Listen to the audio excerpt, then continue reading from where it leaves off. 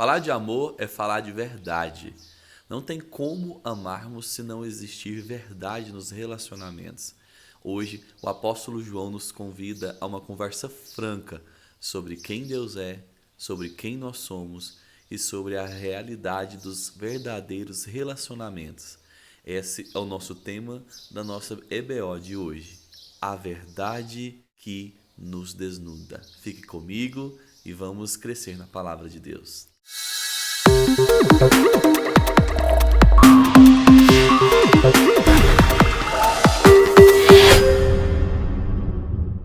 1 João capítulo 1, do versículo 5 diz assim: Ora, a mensagem de que da parte dele temos ouvido e vos anunciamos é esta, que Deus é luz e não há nele treva nenhuma. O apóstolo João começa a falar a respeito da mensagem que dele ouvimos. A verdade sobre Deus é que esta mensagem não provém de um estudo apurado dos escritos, não advém de uma pesquisa bem feita, mas a verdade é que essa mensagem é dele, ou seja, uma mensagem que não vem do ser humano. A palavra original grega aqui é agelia, que significa uma mensagem que provém de algo superior. E essa mensagem foi primeiro dita de Jesus, passada aos apóstolos e depois repassada a nós. Isso é uma verdade importante porque nós temos que entender que a doutrina dos apóstolos é uma doutrina que realmente revela a pessoa de Cristo. Ora, João tinha ali andado, verdadeiramente testemunhado, ocularmente visto quem Deus era. O Filho de Deus andou sobre essa terra do lado desses homens que ele escolheu. Mas o que nós devemos entender aqui é que essa mensagem fala da verdade intrínseca de quem é Deus, porque aqui o apóstolo João nos mostra que ele é luz. Por ele ser luz, significa então que existe uma moralidade perfeita. Essa moralidade perfeita nos mostra que ele é totalmente santo, não existindo qualquer possibilidade de erro, mácula ou trevas na pessoa de quem Deus é. Então, esse Deus, ele é completamente santo, completamente perfeito e completamente verdadeiro. Essa luz, então, extingue todas as trevas. Essa luz faz luz sobre tudo aquilo que talvez possa estar oculto ou aquilo que tentamos esconder. Essa luz, além de ser algo da sua perfeição moral, é também a sua mensagem exposta ao ser humano. A luz aqui, que é o próprio Deus, amanheceu para o ser humano nas trevas do seu pecado. Ou seja, Deus se fez revelar. Ele quis se revelar ao ser humano. E isso é algo muito importante para entendermos. Então, a primeira verdade que nós devemos trazer hoje com esse estudo é que a verdade de Deus, e Deus é luz, e nele não há trevas alguma. A segunda verdade que o apóstolo João vai expressar em suas palavras é a verdade de quem o ser humano é. Continuando a leitura dos versículos 6 em diante, diz assim: Se dissermos que mantemos comunhão com ele e andarmos nas trevas, mentimos e não praticamos a verdade. Se dissermos que não temos pecado nenhum, a nós mesmos nos enganamos, e a verdade não está em nós. E por fim o versículo 10. Se dissermos que não temos cometido pecado, fazemo-lo mentiroso, e a sua palavra não está em nós. Esse ser humano, ele precisa entender a verdade quem ele é. É por isso que o apóstolo João aqui nos traz com clareza a verdade de quem nós somos. E essa verdade compreende o fato de que somos verdadeiros pecadores carentes da graça de Deus. Mesmo nós que compreendemos a mensagem da cruz e fomos feitos lavados no Senhor e fomos feitos novas criaturas e filhos de Deus, devemos sempre nos preocupar com essa verdade de quem nós somos. É importante lembrar que o apóstolo João está protegendo a igreja do Senhor contra as heresias daquele tempo. E os gnósticos traziam pelo menos 3 interpretações absurdas sobre o pecado. A primeira é que eles diziam que era possível manter comunhão com Deus ao mesmo tempo que se peca. Eles chegaram a negar a própria natureza do pecado, a existência dele, e eles também chegavam a dizer que eram imunes a esse pecado. O apóstolo João já começa desmentindo: se dissermos que temos comunhão com ele e andamos nas trevas, isso não é verdade. Ele também diz: se dissermos que não temos pecado, estamos mentindo. E ele depois conclui: se dissermos que não temos cometido pecado, ou seja, somos imunes a esse pecado, Deus é mentiroso. Então, esses gnósticos vêm trazer essas mentiras para o seio da igreja. E é por isso que o apóstolo João vai desmentindo cada uma delas, nessa métrica interessante dos versículos aqui: se dissermos. E é por isso que o apóstolo João contradiz cada uma delas nos versículos seguintes a que as mentiras são expostas. Essa natureza pecaminosa do ser humano, ela pode ser compreendida através aí de três mentiras. O primeiro engano que tentamos viver é enganar os outros, é tentarmos nos mostrar numa capa de santidade que não existe. Nós temos que entender que nós estamos vivendo em um corpo de pecado e que nós estamos nessa luta até que nós o recebamos, um novo corpo, ou até que o Senhor Jesus volte e nos leve para habitar com Ele eternamente, nos dando um novo corpo, ou seja, pela morte física ou pela volta de Cristo. Até lá todos nós seremos esses pecadores. Só que é interessante como todos nós tentamos esconder isso. Tentamos não mostrar para os outros as nossas falhas, tentamos enganar os outros. E é por isso que muitas vezes acontecem tantos escândalos, porque essa capa de santidade muitas vezes é sustentada durante a sua vida, que quando algo acontece de errado, o escândalo então se instaura. É importantíssimo vivermos uma vida em que todos possam saber, talvez não todos os atos falhos que cometemos durante a nossa jornada, mas nunca perdermos a noção de que somos pecadores. O que o apóstolo João está tentando dizer é que não existe religião divorciada de moralidade. Não estamos falando aqui de um falso moralismo dos fariseus, mas de moralidade no sentido de reproduzir o caráter de quem Jesus é. Mas a segunda mentira que o apóstolo João diz é sobre enganar a nós mesmos. Muitas vezes nós tentamos nos enganar, e esse é o poder sutil do pecado. Ele muitas vezes acontece sem que nós percebamos, e muitos daqueles que não conseguimos lidar, não conseguimos confessar a Deus ou pedir a ajuda do próximo, se tornam então pecados que nos escravizam. Talvez você esteja escravizado por um pecado hoje e nem perceba. Muitas vezes nós estamos fazendo umas listas de pecados e colocando uns mais sérios ou mais pesados do que outros, e talvez as pessoas não tenham entendido que na realidade todo e qualquer pecado é algo que precisa ser lidado através do Espírito Santo, ser confessado ao Senhor, ser redimido, lavado por esse sangue na consciência, através das ordenanças, através do arrependimento, através do discipulado, do andar junto. Então é importantíssimo nós compreendermos isso, que muitas vezes nós queremos enganar os outros, mas também nós nos enganamos a respeito de nossos pecados. Ele começa sutil, cauteriza a mente, anestesia o coração, e o arrependimento é esquecido. O arrependimento não é algo que nós praticamos diariamente mais, e se torna então esse pecado parte de quem nós somos, e até que o Espírito Santo venha nos trazer revelação, até que o Espírito Santo, por meio da sua palavra, ou os irmãos, através da sua vida, ou a liderança da igreja, venha nos acordar para a verdade de quem nós nos tornamos nessa caminhada. Então seria muito importante nós entendermos o que o apóstolo João está querendo dizer aqui, porque assim como o antigo autor disse, Deus ele quer nos dissecar. Deus quer ir através da pele desse cristão que nós somos e nos tratar no nosso íntimo. E para que isso aconteça, é muito importante nessa jornada nós pararmos de nos enganar, porque aquele que diz que não tem pecado, engana a si mesmo. E aquele que diz que não comete pecado, é que nós temos um terceiro nível de mentira ainda mais sério, faz Deus de mentiroso. E isso é o nível mais complicado dessa mentira.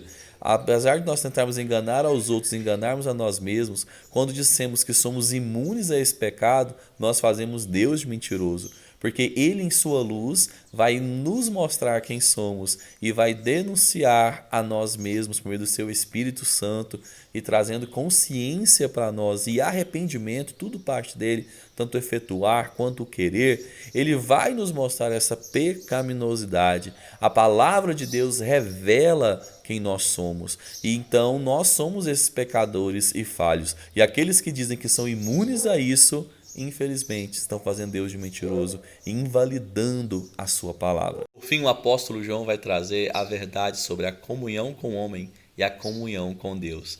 Uma coisa que precisa ficar clara para nós é que sem verdade, sem luz, não existe comunhão verdadeira.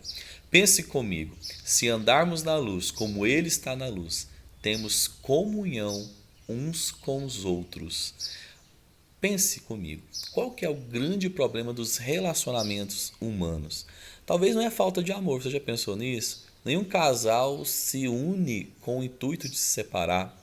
Nenhuma amizade começa com o intuito de haver traição e acabar com aquilo. Nenhum relacionamento, seja conjugal, seja de amizade, seja no trabalho, começa já pensando no seu fim.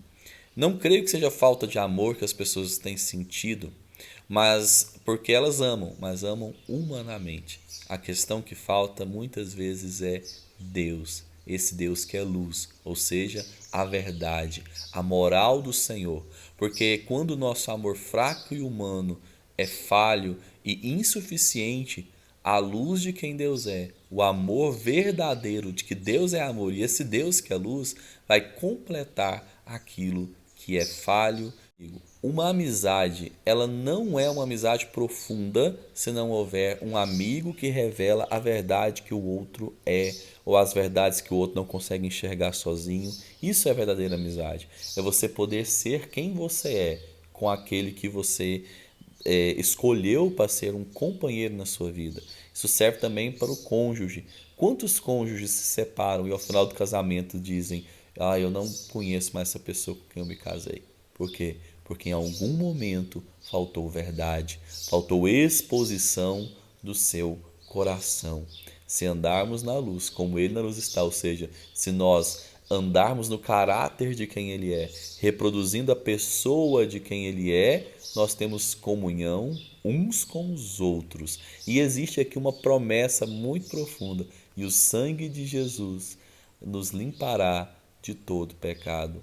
Se andarmos na luz, como Ele na luz está, mantemos comunhão uns com os outros, e o sangue de Jesus nos limpará de todo pecado.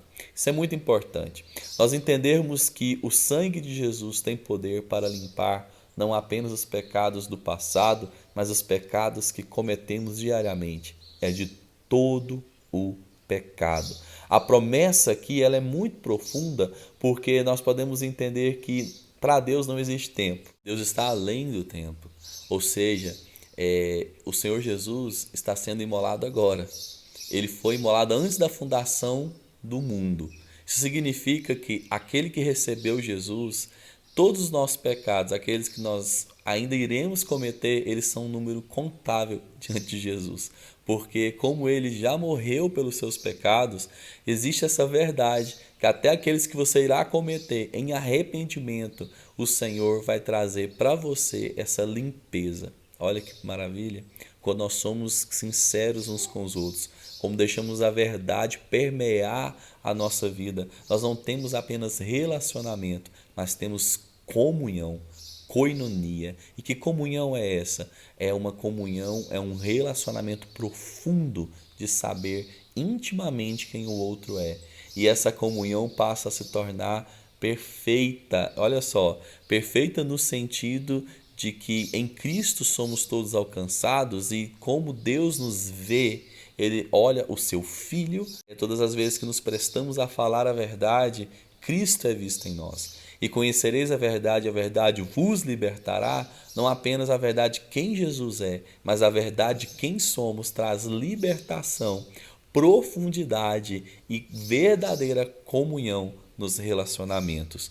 Portanto, isso vem trazer a correção para aquilo que o pecado trouxe. Quando Eva é enganada, quando seu esposo cai também naquela questão do que o inimigo fez, ali o relacionamento com Deus foi desfigurado, mas os relacionamentos também foram. Tanto é que Deus deu como promessa para a mulher que a vontade dela seria agora do marido, essa submissão, essa questão de relacionamentos que estariam agora tensos. E quando nós vivemos essa verdade da luz de quem Jesus é, ele vem corrigir essa questão do pecado, trazendo para nós uma verdadeira comunhão como aquela que ele projetou desde o início para que nós vivêssemos. Por fim, o apóstolo João traz aqui a verdade sobre a comunhão, não apenas com os homens, mas a comunhão com Deus, que é restaurada e vivenciada na verdade. Ele diz assim: se confessar os nossos pecados, ele é fiel e justo para nos perdoar os pecados e nos purificar de toda injustiça. Se confessarmos os nossos pecados. Aqui existe uma condição, a confissão do pecado. Quando nós entendemos a verdade de quem somos, nós então passamos agora a confessar esses pecados.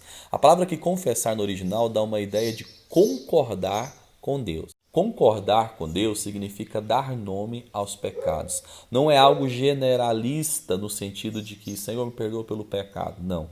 É algo específico e pessoal. Se ao aceitarmos Jesus como nosso Salvador, ou ele nos aceitar em seu reino através da nossa fé, primeiro ele cancela uma dívida. É algo de um juiz cancelando um débito. Depois que isso se torna agora filho, ou seja, uma condição de filiação, o juiz se torna pai, agora ele tem um compromisso de purificar, de limpar, de lavar toda mancha. Ou seja, primeiro cancela-se uma dívida, depois limpa-se uma mancha. Na cruz de Cristo, nós somos perdoados e no relacionamento com Ele, nós somos refeitos à sua imagem, limpos e purificados nesse caminhar de graça. Perceba que aquele que confessa experimenta de quem Deus é, porque Ele é fiel e justo. E a pergunta que fica é: fiel e justo a quem? A Ele mesmo, ao seu próprio pacto, à sua própria aliança, quando Ele disse lá em Gênesis 3 que a semente da serpente seria pisada pela semente da mulher, quando Ele profetizou que Jesus Cristo venceria Satanás. Esse Senhor Jesus, pagando o preço pelos nossos pecados, o inocente morrendo pelo injusto, ele se torna então fiel ao que o próprio Filho dele fez. Então ele é fiel e justo, porque toda justiça foi feita ali na cruz. Perceba comigo que a graça que nos alcançou, ela é realmente graça para nós, porque exercemos fé e confiamos no Senhor e nascemos para Ele. Mas a graça para o Pai custou tudo, custou o preço de sangue. É por isso que nós cantamos aquela canção, né? Eu nunca saberei o preço. Talvez ela ficaria até melhor cantada. Eu nunca saberei o peso dos meus pecados lá na cruz, porque o preço foi de sangue, foi por nós que Jesus morreu naquela cruz, em obediência ao seu Pai, nesse plano perfeito de salvação. Então, quando nós confessamos nosso pecado, isso é uma condição que move o coração de Deus, e Ele, fiel e justo, não vai olhar para nós mais com as nossas falhas, mas Ele vai olhar para Jesus ali naquela cruz. Aquele que é justificado, o Pai olha para nós e vê o Filho na nossa frente, nos vê lavados e remidos pelo sangue de Jesus. A confissão de falar pecado por pecado, concordar com esse pecado, concordar com o que Deus fala a respeito desse pecado, faz de nós então sermos alvos da sua fidelidade e da sua justiça. Então ele vai nos trazer essa purificação maravilhosa e vai cumprir aquilo que Isaías profetizou. Vinde, pois, e arrazoemos, diz o Senhor. Ainda que os vossos pecados sejam como a escarlata, eles se tornarão brancos como a neve. Ainda que sejam vermelhos como o carmesim, se tornarão como a lã. Ou seja, nos tornamos alvos mais que a neve quando nós confessamos esse pecado, quando nós entendemos a verdade de quem Deus é, quando nós entendemos a verdade de quem nós somos, e isso nos leva a falar e a compreender a verdade da comunhão com os outros, quando somos sinceros sobre quem somos, e com Deus, porque ali há o caminho para relacionamentos profundos, para a verdadeira coinonia, que é a verdadeira comunhão, e ali seremos lavados e remidos por esse sangue. A nossa consciência será transformada diariamente. Ou seja, essa nova criatura prometida para todo aquele que crê em Jesus, ela vai sendo agora transformada. Porque, como diz lá em Provérbios, a luz do justo é como a aurora, que vai brilhando a cada dia mais e mais até ser dia perfeito. É isso aí. Eu agradeço a sua companhia comigo hoje nessa manhã. Que Deus possa nos abençoar. Que essa verdade que ouvimos hoje possa libertar-nos de quem somos e nos transformar em pessoas mais parecidas com Jesus. Que Deus te abençoe e até a próxima semana, se Deus quiser.